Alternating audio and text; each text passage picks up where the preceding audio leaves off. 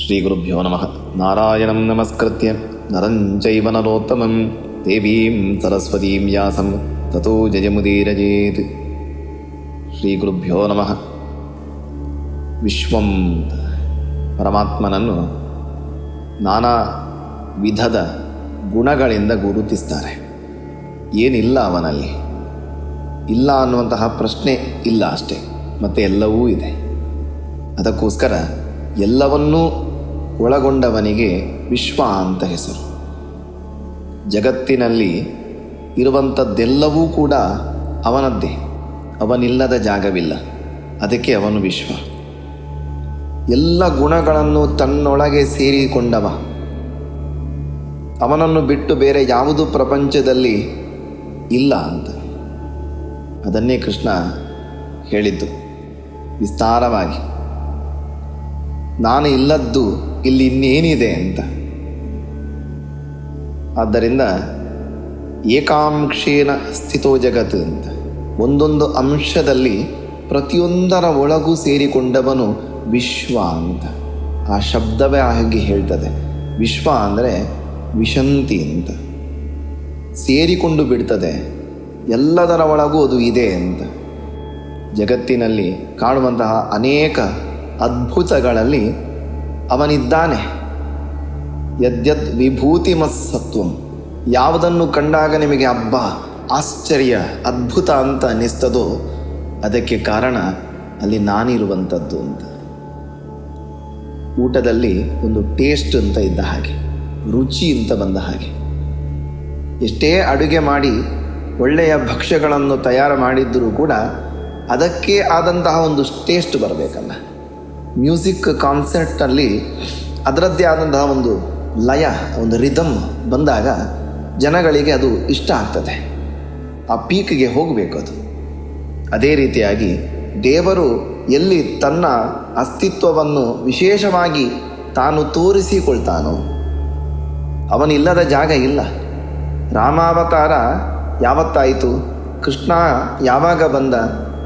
ಅದಕ್ಕಿಂತ ಮುಂಚೆ ಕೃಷ್ಣ ಇರಲಿಲ್ವಾ? ಹಾಗಾದರೆ ಇಲ್ಲ. ಹಾಗಂತಹ ಒಂದು ಕಾನ್ಸೆಪ್ಟೇ ಇಲ್ಲ. ಕೃಷ್ಣ ಯಾವಾಗಲೂ ಇದ್ದ, ಆದರೆ ಆವತ್ತು ಅವನು ಕಾಣಿಸಿಕೊಂಡ. ಆಗಿನ ಕಾಲದ ಭಕ್ತರಿಗೆ ಅನುಗ್ರಹ ಮಾಡುವ ಉದ್ದೇಶದಿಂದ ಆಗ ಅಭಿವ್ಯಕ್ತಿ ಅಂತ ಕರೀತಾರೆ. ಇದ್ದವನೇ ತಾನು ತನ್ನನ್ನು ತೋರಿಸಿಕೊಂಡದ್ದು ಅಷ್ಟೇ. ಅಲ್ಲಿ ಇತ್ತು, ಬೆಂಕಿ ಇದ್ದ ಹಾಗೆ ಅಲ್ಲೇ ಇದೆ, ಆದರೆ ನಮಗೆ ಅದು ಗೊತ್ತಾಗಲಿಲ್ಲ ಅಂತ, ಗುರುತಿಸಲಿಕ್ಕೆ ನಮ್ಮಿಂದ ಸಾಧ್ಯ ಆಗಲಿಲ್ಲ. ಅದರ ಅಭಿವ್ಯಕ್ತಿ ಒಂದು ಶಬ್ದ ಅಂತ ಇದ್ದ ಹಾಗೆ. ಕಲ್ಲನ್ನು ಎರಡನ್ನು ತಿಕ್ಕಿದಾಗ ಬೆಂಕಿ ಬಂತು, ಕಾಣಿಸಿಕೊಂಡಿತು. ಚಪ್ಪಾಳೆಯ ಶಬ್ದ ಹೇಗಾಗ್ತದೆ? ಎರಡೂ ಕೈಯನ್ನು ತಟ್ಟಿದಾಗ ಚಪ್ಪಾಳೆಯ ಶಬ್ದ ಆಗ್ತದೆ. ಶಬ್ದ ಅನ್ನುವಂಥದ್ದು ಎಲ್ಲಿ ಇರ್ತದೆ? ಆಕಾಶದಲ್ಲಿ ಇರ್ತದೆ. ಆದರೆ ಅದರ ಅಭಿವ್ಯಕ್ತಿ, ಅದು ಕಾಣಿಸಿಕೊಳ್ಳಲಿಕ್ಕೆ ಏನಾದರೂ ಒಂದು ಕೆಲಸ ಆಗಬೇಕಾಗಿದೆ. ಅದು ಎರಡು ಕೈಗಳ ಮಧ್ಯದ ಸಂಘರ್ಷ. ನಾವು ಕೇಳೋದು ಹೇಗಂದರೆ, ಎಲ್ಲಿಂದ ಶಬ್ದ ಬಂತು? ಬಲಕೈಯಿಂದ ಬಂತ, ಎಡಗೈಯಿಂದ ಬಂತ? ಇಲ್ಲ, ಅದು ಆಕಾಶ ಅಂತ, ಸ್ಪೇಸಿಂದ ಬಂತು. ಅಲ್ಲಿ ಇದ್ದದ್ದು ಅದು ಅಭಿವ್ಯಕ್ತಿ ಆಯಿತು.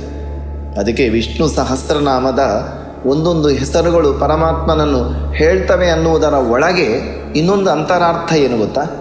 ಎಲ್ಲ ಹೆಸರುಗಳು ಬಂದಿದ್ದು ಎಲ್ಲಿಂದ? ಅಕ್ಷರಗಳಿಂದ ಅಲ್ವಾ? ಅಷ್ಟೊಂದು ಅಕ್ಷರಗಳು, ಬೇರೆ ಬೇರೆ ರೀತಿ ಕಾಂಬಿನೇಷನ್. ವರ್ಣಮಾಲೆ ಸಂಸ್ಕೃತದ್ದೇ ತಗೊಳ್ಳಿ, ಇರುವಂಥದ್ದು ಬರೀ 50 ಅಕ್ಷರಗಳಷ್ಟೇ.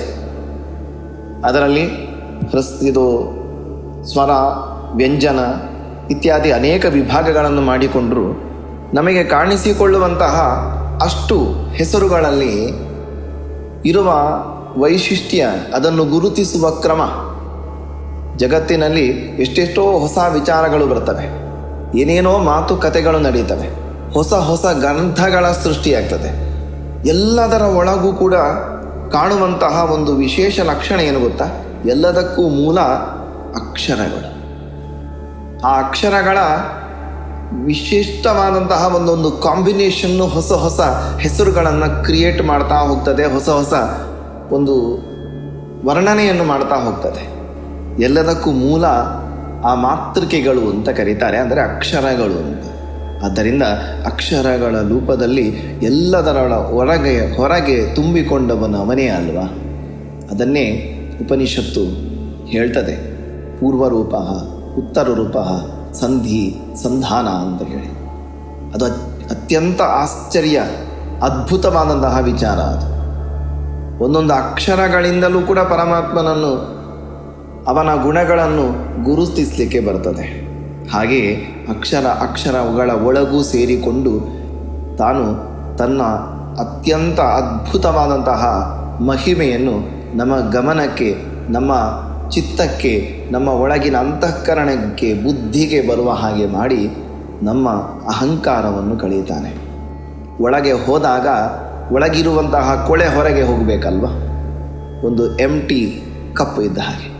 ಎಂಟಿ ಕಪ್ ಅಂದರೆ ಏನು ಅದರ ಅರ್ಥ? ಖಾಲಿ ಅಂತ ಇರಲಿಕ್ಕೆ ಸಾಧ್ಯವೇ ಇಲ್ಲ.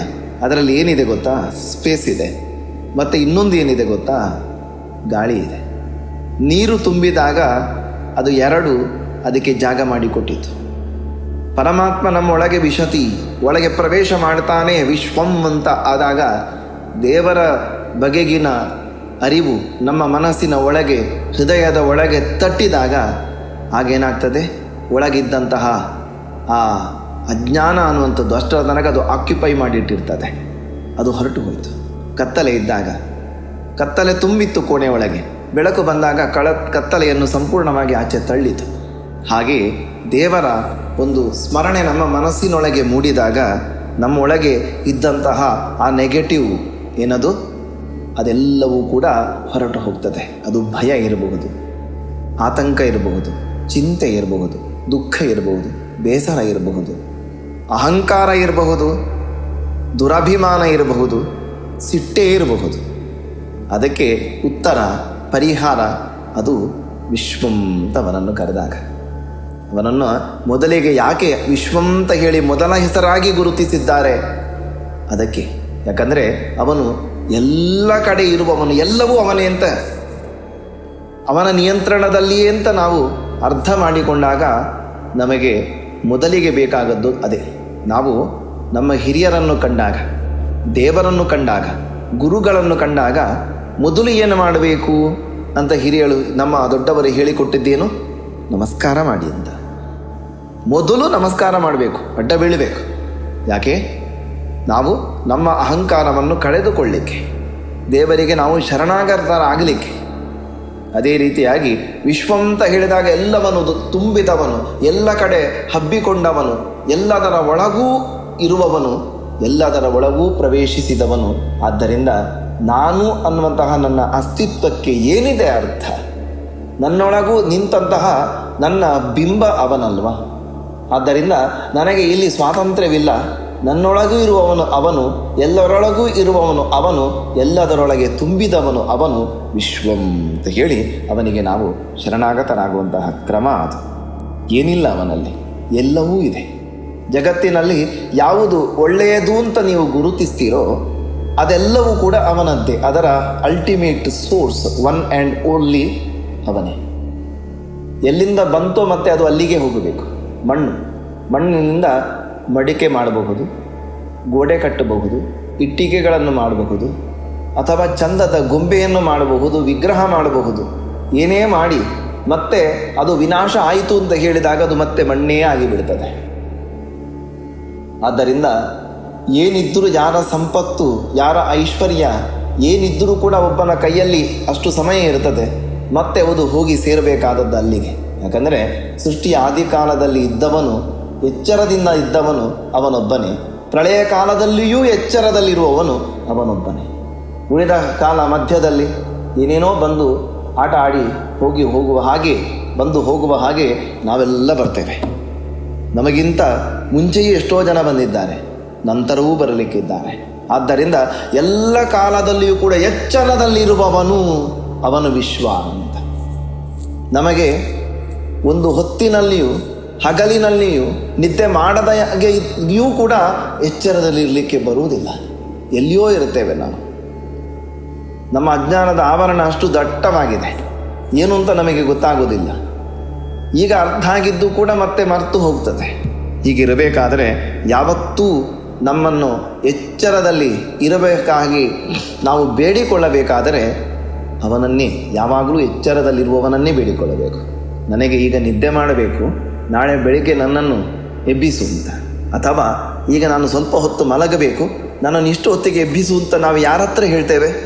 ನಮ್ಮ ಹಾಗೆ ಜೋರಾಗಿ ಕಣ್ಣು ಗುರ್ತಾ ಇನ್ನೇನು ನಿದ್ದೆ ಮಾಡಬೇಕು ಅಂತ ಒದ್ದಾಡ್ತಾ ಇರೋರ ಹತ್ರ ಕೇಳ್ತೇವೋ, ಅಥವಾ ಯಾರು ಚೆನ್ನಾಗಿ ಫ್ರೆಶ್ ಆಗಿರ್ತಾರೋ, ಎಚ್ಚರವಾಗಿರ್ತಾರೋ ಅವರ ಹತ್ರ ಕೇಳ್ತೇವೋ? ಆದ್ದರಿಂದ ಯಾರು ಎಚ್ಚರದಲ್ಲಿರ್ತಾರೋ ಅವರ ಹತ್ರ ನಾವು ನಮ್ಮನ್ನು ನಿದ್ದೆಯಿಂದ ಎಬ್ಬಿಸು ಅಂತ ಕೇಳಬೇಕಾ? ಅಂತಹ ಎಚ್ಚರಕ್ಕೆ ಅಭಿಮಾನಿ, ಸದಾ ಎಚ್ಚರದಲ್ಲಿರುವವನು, ಎಲ್ಲರನ್ನೂ ಎಬ್ಬಿಸುವವನು, ಅವನು ವಿಶ್ವ ಅಂತ ಹೇಳಿ ಒಂದು ಸ್ಥೂಲವಾದಂತಹ ಚಿಂತನೆ ಮತ್ತೆ ಮುಂದುವರಿಸೋಣ. ಎಲ್ಲರಿಗೂ ಶುಭವಾಗಲಿ. ಕೃಷ್ಣಾರ್ಪಣ.